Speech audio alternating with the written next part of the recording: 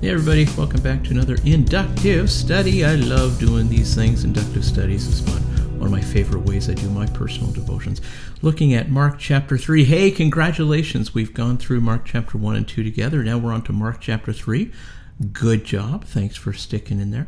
Mark chapter 3, starting at verse 1. And it just looks to me like we're probably going down to verse 6 because that's where the passage ends. On the left side, you see that I've got Evernote open up. Right side, you see that I've got Mark chapter 3, verse 1, New Living Translation opened up. I was doing an inductive study with one of my friends, Ben, from Fort Community. He was teasing me because he likes the New King James Version. I like the NLT. He's calling me a heretic for using a version that he doesn't like, and I'm calling him the same. I like the NLT simply because... I was the senior pastor of conventional churches, like established churches. I don't mean a planter. I found that as I was preaching from the NIV, I had to spend a little bit more time just not interpreting, but bringing the text down a little bit and making it accessible so people just understood the words that the Bible was saying. But once I switched to the NLT, it took me about a year and a half, I guess, before I got really comfortable with it. But I find that I can just speak the NLT and I don't have to worry about saying it differently so people understand it. So I find the NLT, the language is accessible. So that's why I use it. Whatever version you use, go ahead. It's whatever. But I've chosen the NLT just because I think it makes the language a little bit more accessible.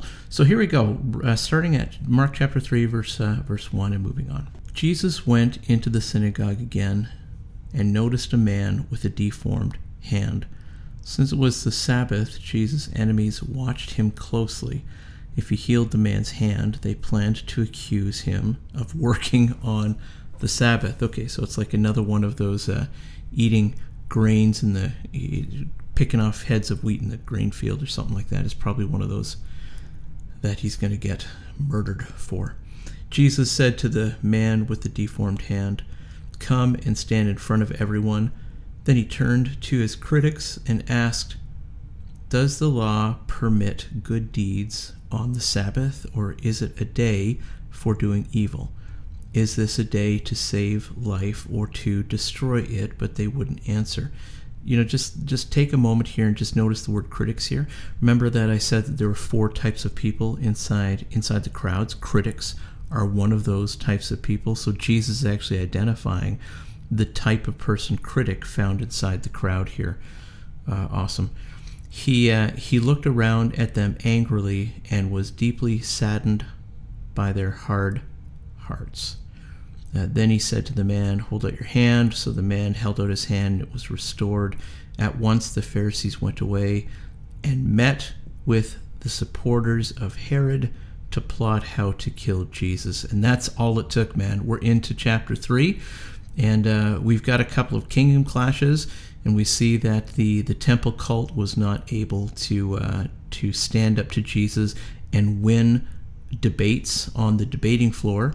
It wasn't about, who was the smartest, who was the most intelligent, what case made the most amount of sense. The Pharisees are in a system where they would say, it's just we win, so we're going to kill you. If you make us look foolish, if we can't answer you, we're going to kill you, says the Pharisees. And right here, Pharisees are going to kill them. So not only the critics, they started at critics, and then they ramped that up pretty quickly to kingdom aggressors. Here's the thing. I need to get into this text. I just need to let it wash over me, and I need to figure stuff out here. I mean, that's really all I got. It looks to me like it's probably going to speak to me about some kind of systems. It actually looks to me like it's going to be talking about the crowd, because right here, critics identified as one of the subgroups in the crowd. Jesus losing heart over them. Okay, so give me a moment, and I'll come back with my filled-in version of the inductive study. Okay, so I filled in my part of the inductive study here. What did I hear? Maybe some of the same stuff you did. Again, Jesus went to the synagogue, saw a man, deformed hand. It was the Sabbath. Jesus' enemies were watching him and planned to accuse him. That really jumped out. Asked a question to his critics, like Jesus was anticipating what was going on in the crowd. angry and saddened at the critics' hearts. Those are the responses that Jesus has to the people that are following him in the crowds. Jesus restores a man's hands. The Pharisees met with supporters of Herod to plot and kill Jesus. Some of that stuff probably stood out to you too. If not, I don't know, write a comment in the notes and let me know what stands out to you, and that would be awesome. You know what? If you know a way of how to do one of these YouTube videos live so that we can together at the same time do an inductive study, that'd be awesome. I wouldn't mind doing YouTube live inductive study together with anybody who wants to take part in one of those. Okay, so what does it mean? Here's what it means to me. I hope it means something different for you. Jesus continued to remain on mission. So vitally important for us to realize this. He continued to seek out crowds to share the gospel, test receptivity, regardless of who's in the crowd. Jesus knows who's in the crowd. The crowd is filled with the nominals. The crowd is filled with the critics, as we can see here, and the crowd is also filled with kingdom aggressors who are plotters and pirates. And in this passage, we're going to see critics up their game and turn into plotters. And this is the first place where Mark actually identifies a true kingdom aggressor as part of the crowd, which is a plotter, those who are intending to kill Jesus in the crowd here. Yet Jesus continues to go and seek out crowds. Why? He knows that there are evil people in the crowds intending to kill him. Yes, there are receptive people in the crowds, but he also knows there's also a lot of nominals who are easily swayed by the critics, and particularly easily swayed by the pirates and the plotters. They'll go whichever the momentum is flowing. So why does Jesus continue to engage with crowds of people that include people that want to kill him? And one might say, well, maybe Jesus didn't know that at this point, because at this point in Mark, it hasn't been revealed that there were people in the crowd trying to kill him. And you're right. I mean, critics right here, they up their game very, very quickly. I mean, the critics, they're the Pharisees, religious, everybody attached to the temple cult. They very quickly up their game and try to plot and kill. They're plotting with Herodians, trying to kill Jesus. They can't do the debating thing. They just can't do it. They would rather control Jesus and kill him. It's horrible. Why does Jesus do it? Well, because John 3:16. It's not in Mark, I get it, but it helps us to answer the why question. Because God so loved the world that he gave his only begotten Son, his one and only Son. He's doing this for love. The crowds in the Gospel of Mark represent little pieces of the world, just small pictures of who all of us are on planet Earth. And of course, Jesus has come to us in order to extend his love, in order to extend his offer of coming into his kingdom and being in relationship with God and having the benefit of eternal life. So Jesus continues to engage the crowds. He stays on mission, and the mission is to make God known through Jesus. To that mission, he's given the church. And to that mission, he's empowered the church with the Holy Spirit. At this moment, we're seeing to that mission he's given Jesus, given his only Son. Eventually, Jesus is going to give that mission to the church. So the kingdoms are clashing here. Just like the last passage, the kingdoms are clashing here. But now it's much less public, and it's more devious as the kingdom aggressors begin to work behind the scenes to kill Jesus. Like most kingdom clashing, there is a miracle here to show that Jesus and his kingdom have both power and authority. And I want you to notice what I'm noticing here, and I don't know if you notice the same thing, so please comment if you do. Not every time, but most times in the Gospel of Mark, when I see kingdom clashing, when I see the kingdom of God and the kingdom of the world come together, butting heads, it's usually Jesus versus the temple cult. That's usually what it is. I see miracles and demons coming out. Where the kingdom clashing happens, those huge events, those really big deal moments, the miracles and the demons coming out, that's where they occur. And so when I go through Mark, it always strikes me, like right to my core, about what we're doing in church these days. In church, typically we're behind our four walls, and our hands are up, and we're singing and we're worshiping. Well, not during COVID, maybe, but we're wanting God to show us miracles. We're wanting God to show us healings. We're even wanting God to cast out demons. But I want you to notice in the Gospel of Mark along with me, this is what I notice, and do you notice this too, is my question, that stuff happens when the kingdom of God interacts with the kingdom of the world. That stuff happens as followers of Jesus who step into agency. when they begin to interact with people who need Jesus. So if we wanted to see miracles, if we wanted to see demons being cast out, oh, good grief, why are you going to the church to cast out demons? Okay, whatever. Anyways, so it happens when followers of Jesus engage with a community who doesn't know Jesus. And then within that community who doesn't know Jesus, there's going to be nominals. There's going to be critics who won't like the message and will try to just be loudmouths. And then there's going to be kingdom aggressors in the crowd too, those who just want to do evil, those who will plot to take you out at some level, and those who are pirates who want to take the influence of the group away from you and want to gain it. This is church politics at its finest right here in the text. So this is kingdom clashing. Like most kingdom clashing, we see that there's an indication that God's kingdom, the Jesus system, has more power and authority than what's coming at him. Why is this a reflection of church politics today? Is the question that sort of hit my mind as I'm going through this. Maybe it's because it's the church politics of Jesus' day too. You know, we see this kind of crowd in churches. You know, not necessarily in church plants. In church plants that are reaching the lost and have a core team that's on mission, not so much. But in established churches, in conventional churches who are led by pastors that have transitioned into a pastor because somebody has resigned or moved on and somebody else has come in. We see this all the time. Why? Well, it was in Jesus' day too. You know, crowds get seated with people who are nominal, people who are critics, and people who are kingdom aggressors as well, even in the church, particularly pirates. I see a lot of pirates in the church, those who are in the church simply because they want to use their influence to gain influence in a particular congregation away from the pastor to do whatever they want to do. You know, they want to lead the church in a different direction. That's not necessarily mission drift. It's not what it was tended to be. And yes, there are also people in the church as well who are plotting to remove your pastor from your pastor's position. And the nominals, those who won't rise up to help out the pastor, the nominals are part of the problem, because they'll just go with the flow. They'll just go with wherever the momentum goes. So why do pastors do it?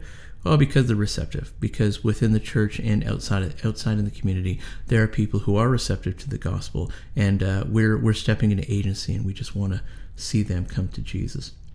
It is a reflection. This is what church politics looked like in Jesus' day, and it's still around. People are still trying to do their version of killing Jesus so that his mission doesn't go forward, and it's in the church. You know, no wonder most churches have plateaued these days, because the crowd's just seated with nominals, critics, and aggressors, those who are plotting to remove that person, that pastor, from the position and do harm to them, and pirates who want to be the major influencers in the church and take that influence away from the pastor and take the church off mission. Yeah, no wonder most churches have plateaued in North America these days. There are now 3 groups of people in the crowd. That's been identified in Mark. Okay, so I said there are 4 groups of people in Mark, but now there are 3 that have in Mark been identified so far. People who are receptive to the gospel. So we saw the people who have broken down through the roof, lowering the guy who is paralyzed on a mat in front of Jesus. They're pretty receptive. We've seen an example of those who are receptive. We also see people who remain in the crowd, but they're there just for the show. Jesus is their version of entertainment, their version of what it means to be spiritual, whatever. We don't know why they're in the crowd necessarily, but we know they're nominals. They're not making a decision one way or the other. They're just they're really just moving with the wind. They're tossed back and forth with whichever way the wind is blowing. And then there are kingdom aggressors who work to publicly confront Jesus, trap him with religious-minded rules, try to gain influence to lead people away from Jesus, and who will eventually plot behind the scenes to remove Jesus. Nothing's changed in the church today. These 3 people still exist. And actually, I should have said we've seen all 4, because the plotters ramp up to the critics ramp up into being real aggressors, and there's the pirate and the plotter subgroup within the aggressors. But Yeah, it's coming. You're going to see the crowd, the identity of the crowd develop even more as we go along. Does this have anything to say about followership? Because if the mission is followership, and I think it is, to bring it back to the big four, that would be hearing, receiving, following, and agency.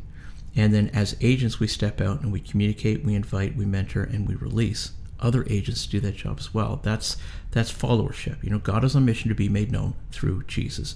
And to that mission he's given the church. So what is the church doing? We're engaging this same followership mission where we're communicating the gospel, we're inviting people to say yes to Jesus, we're mentoring people and releasing them into their own form of agency as well. So I want to know, is followership in this passage? It speaks to kingdom agents, I think. They work with the same crowd that Jesus works with. And I'm not just talking about pastors, I'm talking about I hope that you would step into agency if you're not a pastor. If you're not a pastor, you are vitally important and more important than the pastor, because you get to go into a space that is not filled with believers, and you don't have to worry about serving believers. You get to go into a space in order to connect with people who don't know Jesus. And if not you, then who else? It's got to be you. So whatever your agency looks like, that's awesome. But anyways, it talks to those who will step into agency, that we're working with the same crowds of people. Followership includes these three groups of people. As kingdom agents, you and I who would choose to step into agency, you and I who would choose to both communicate and demonstrate that God's kingdom is right here, right now. And I do mean both. I don't mean just demonstrate. I love social justice, but social justice devoid of communication is bleh. It's both. It's both kingdom communication and kingdom demonstration. There needs to be some context behind our activity. So it's both. So as kingdom agents, people will be receptive, people will be publicly aggressive, and people will be plotting to kill you or permanently remove you. I'm sorry, but that's the case. So just have a little mercy for your pastor, okay? Because your pastor faces this context in the church. Within the church, there are nominals, people who just want their own felt needs met, and they just come to church. They want to lift their hands, they want to sing, or they want to stay home, and they want to watch their church show now, whatever you're doing to engage now in this COVID moment. There are nominals who are just kind of along for the ride. And right now in the North American context, with the decline of the church, actually the decline is from the nominals. It's no longer cool to go to the church, so we're losing the nominals. And maybe that's okay, because maybe it means that more agents will feel the need to step up, okay? So your pastor is faced with nominals, your pastor is also faced with critics, and your pastor is also faced with aggressors, those who are trying to push him into the pulpit and those who are trying to wrestle the pulpit from him. That's a real life church scenario, and there are very few people that make it into the church doors, because it's crazy for a non-Christian to go to church. That is a crazy leap. It's a crazy hurdle for somebody from the community to go into a church. It's crazy. There are a few receptive, very few receptive in the church, and that's who the pastor is really trying to perhaps lead to Jesus. The life of a kingdom agent may include many public ministry deaths, as the crowd, the church, has more kingdom aggressor influencers within it. The older your church is, the smaller your church is, the more aggressors are probably in there. There's probably more people in your church who are in their roles just because they want to be in their roles. It's their roles. It's nobody else. They are entrenched volunteers, man. And they will work to stop the pastor from having influence over whatever their ministry is. And they will work toward wrestling the influence from the church to them. That's an entropic case. And if your church is small, it hasn't grown a while, you're not reaching new believers, it's entropic, it's dying. One of the reasons it's dying is because you got too many aggressors in it. You have too many people in the church who have closed the doors, closed their ears. They're not listening to the community to find out who the lost are, who really need Jesus. Instead, they're only interested in maintaining what they have. It's a system of control they've set up. They want to wrestle influence from the pastor, and they actually want to remove the pastor again. They're looking for toy people to be pastors. So that's a pretty heartbreaking scenario, but that's what the North American church is faced with right now. Followership includes kingdom agency. If you are a follower of Jesus, followership includes all four as you're just coming into this, and includes all four as you're stepping into agency. It's a two-sided two-sided coin of mission here. So followership, your following Jesus, includes kingdom agency. It's something that you grow into. It's part of the calling. It's the cost of discipleship. It's carrying the cross. And Matthew's the one that talks about carrying the cross. But the reality is that we have a responsibility of knowing Jesus. The responsibility of knowing Jesus, communicating Jesus, that is a responsibility. The responsibility of being a child of God is to carry on with the family's business, and the family's business is followership. It's to bring more people into the family, in the case of the family of God. The only way to avoid these three groups of people is to stay nominal. And so maybe that's why so many people do it. I mean, in the church, I've pastored since I was 21. When I was 21, I started as an intern, right? And so my version of pastoring is I was mostly teaching a Sunday school and leading a kids choir. It's pretty cool. I grew that kids choir to about 200 to 300 kids, I think. Very, very cool. I mean, that's just, the church was booming, and that's really what happened there. But I loved it, and leading some Bible studies and preaching very occasionally, worship very occasionally. Anyways, so I've been in this since I was 21, and I'm 47 now. Oh, that's a long time, isn't it? Oh my goodness. Anyways, I mean, I'm glad it's been a long time, and there's more to come. That's what I should be saying, right? I've just noticed, though, that people are pretty hesitant to take on leadership roles. A lot of people in the church, they like to help behind the scenes, but they don't like to step up into the spotlight. And I think it's because they get a sense that this kingdom aggressors thing, this crowd reality is true, and so people want to avoid the negativeness of the crowd, because once you kind of step up as an agent, once you take on the responsibility of making God known, suddenly you have even the smallest influence, even the smallest following. And in that small following, there'll be critics, there'll be nominals, there'll be plotters, and there'll be pirates, and there'll be the receptive. And so maybe some people just feel that it's safer to be nominal. Don't do that, because if you're nominal, you're just going to drift, and you're like that lukewarm person that the book of Revelation explains, and God's just going to spit you out of his mouth. Don't be nominal. Step into agency. It's, the best things in life that we achieve are the things that require the most sacrifice, and the things that are most costly, and the things that hurt a little bit to get it. No pain, no gain, so to speak, right? You gotta work it, right? And you don't just coast through life, and life just doesn't happen to you passively, right? You gotta work this stuff out. Don't be nominal. It's possible that many people remain nominal because they know what people are like, but why would they be influenced then? Maybe they stay nominal because they don't really want to commit. They just want to feel like nice people. And I see this in the church. I see that a lot of people go to churches because they want to feel like they're nice people. They want to be nice people, and going to church makes them, in their mind, nice people. And unfortunately, if their goal is to be nice people, is to be a nice Christian who, everybody likes, listen, man, if people like you, you're not leading. If people like you, you're not influencing anybody. The goal of a believer isn't to be liked.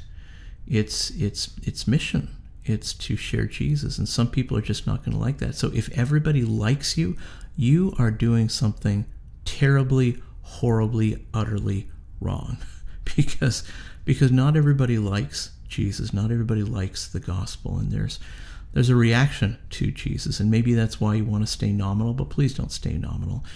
Step out, become an agent. It's worth it, man. Jesus did it for you, and if you're not doing it, nobody's going to do it. You want to know why the church is in decline in Canada? Well, it's probably because you're not stepping up and sharing your faith. There's nobody uniquely called to share their faith in Canada with Canadians who don't know Jesus. We are all called to the same mission. And the calling is a matter of obedience. Calling is it's actually a matter of real relationship. Please let your real relationship grow you to the place where you step into the same agency that Jesus has. And your agency is going to look very, very different. But if you don't step into it, nobody's stepping into it, which means that the church is in decline in Canada because you're not doing anything about it. So who can you today try to connect with for the purpose of saying, hey, you go to church, it's easy, it's online. And now that we're allowed our social gatherings to grow a little bit bigger, maybe you can come over to my place and we can kind of do church together, and we'll just make a friendship time out of it. And we'll have, I don't know, whatever you like to have, apple pie and ice cream while we're watching church together too, and we'll have a little discussion. Make it happen, Cap'n. Does followership always have to look like this? Well, no, not all of Jesus' followers were killed, by the way. However, they were all either dispersed because they were chased during the diaspora, when the persecution came onto Jerusalem. That's one of the things that increased the spread of the gospel. Is the Christian Jews had to hightail it out of Jerusalem. They brought the gospel with them, and they shared the gospel. It wasn't the Apostle Paul that evangelized most of Asia Minor and most of the Roman context. It wasn't. The Apostle Paul, he was most notably known for the letters that he wrote. When he went to places, sure, he bumped into people who had never heard about Jesus. Yeah, we got those stories, but he also went to places where the gospel was already known, and he was received well by people. Well, how did that happen? Because everyday, normal Jill and Joe Christians carried the gospel with them during their travels and shared their faith. So share your faith with somebody, please. Regardless of the level of public ministry, the call to followership is a call to the cross. Believing in Jesus really is two things. It's both acceptance and humility. That's what it means to receive Jesus. Instead of rejecting him, you've got to accept him. And the humility thing, instead of self-belief, you've got to be humble about it. No longer following yourself, but following Jesus. In humility, you take on the mindset of a follower. And where are you following Jesus to? Into followership, into agency. The responsibility of knowing Jesus to make Jesus known. So would you please carry that cross as you're learning what it means to live as a friend of God. Let's move on to what do I need to do. Okay, so first, look for crowds. Number one, look for whatever crowds means for you. I don't like this COVID moment. I don't like the lockdown. I don't like social distancing. I don't like it. I mean, I do it because I'm not going to be rebellious. I do it because the Bible tells us that we need to be obeying our authorities, right?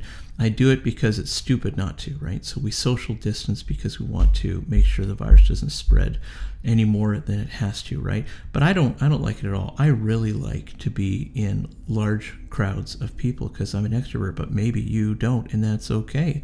So you look for the crowd that means most to you.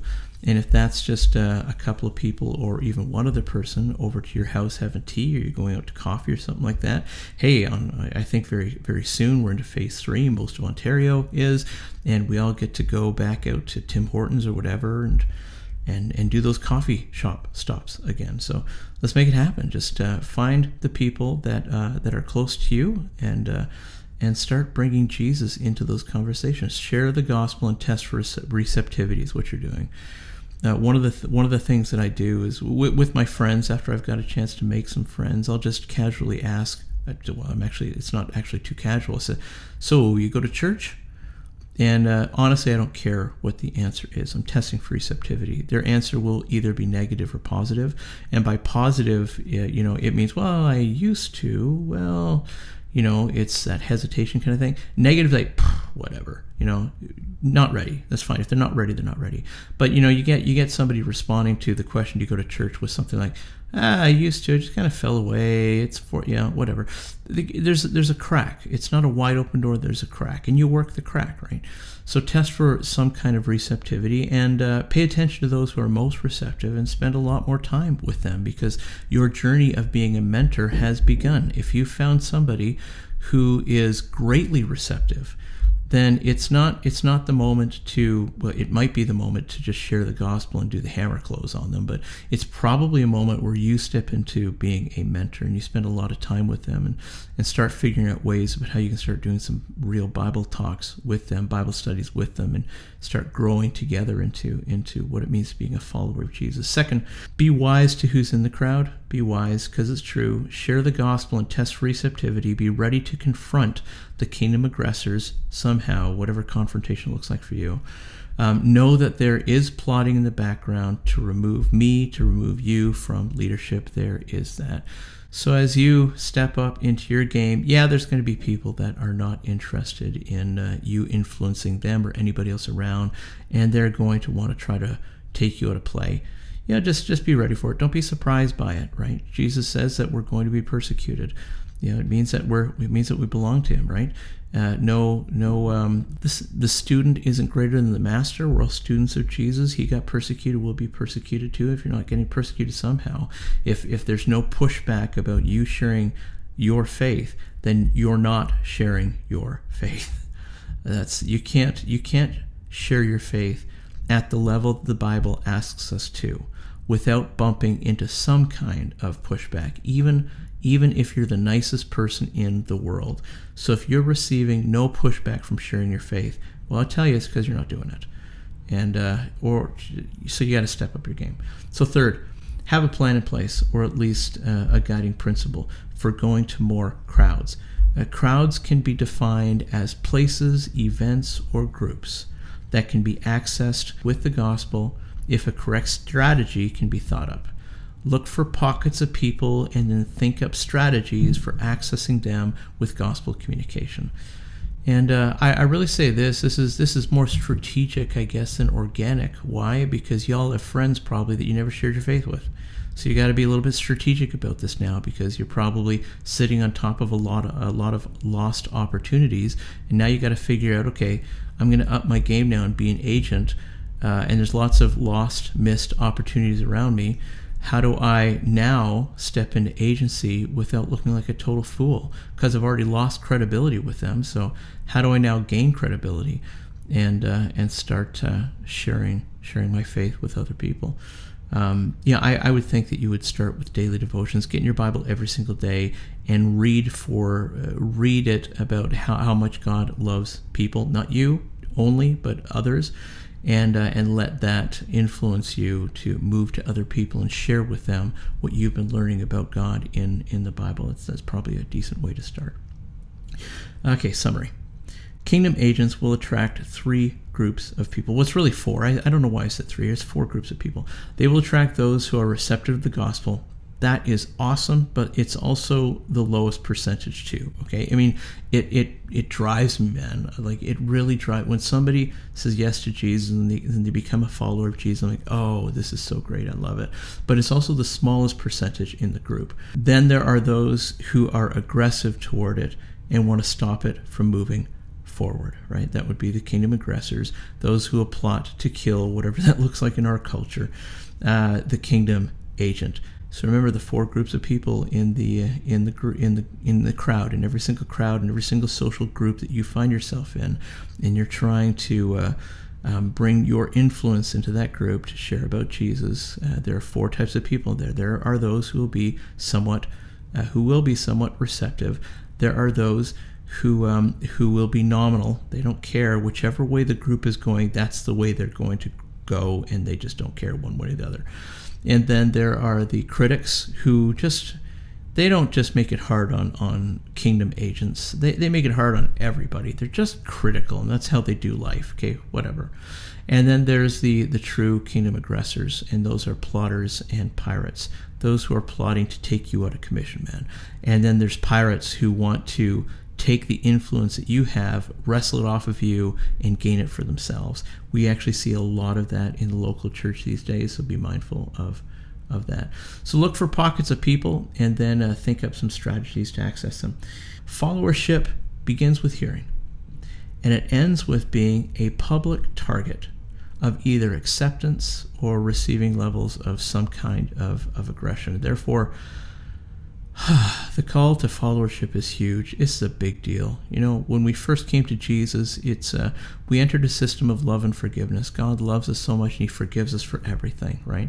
As we're growing in Jesus, we're growing toward being more like Him. And the more we know Him, the more we become more like Him. And the more we become like Him, the better we actually know Him, and the better we do in living out our lives as friends of God, as kingdom agents. This is huge. We grow into the kinds of people that are world shakers and movers. I mean, from the least of us to the greatest of us, so from the very least of us, once we get Jesus on the inside, we start following him, and we allow our friendship, our relationship with him just to grow in us, then it's growing us toward being agents.